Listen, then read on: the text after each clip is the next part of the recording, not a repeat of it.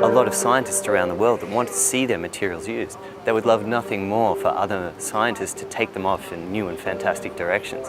But until we have standardized agreements that allow scientists to do that, then it's difficult, and we see that grit exist now in science.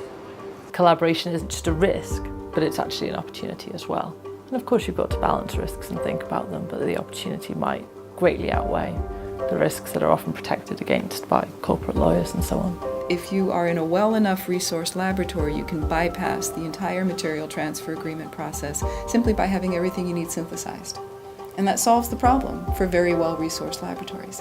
It doesn't solve the problem for laboratories that are less well resourced. Without the OpenMTA, smaller players are having to license those materials, either from other companies or potentially from university tech transfer offices. Each of those agreements imposes a very large transactional cost, if not a financial cost.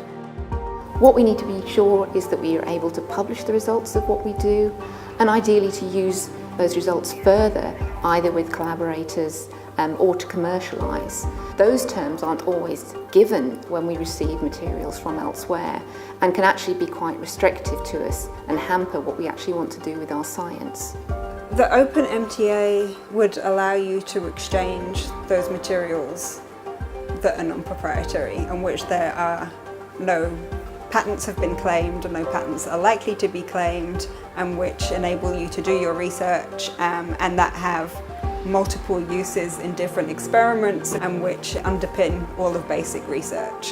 An open MTA would actually make life very simple, or simpler, to deal with other labs, because everyone would know what the conditions of a transfer would be, and we'd all be, in a sense, singing from the same hymn sheet. We wouldn't have to produce things on a bespoke basis. So I think an open MTA would actually really help the transfer of material. OpenMTA retains many of the protections that a standard MTA has for the university that's distributing the material. For example, protection from liability, and also the requirement that the recipient uses good laboratory practice. But it has some very important differences. Under an OpenMTA, you can use that material for commercial purposes, so companies are able to use the material for products, which is not possible under a standard MTA. You're also allowed to redistribute the material to other labs, and you can modify the material and redistribute that modification or build on it however you wish, and again, some MTAs restrict that.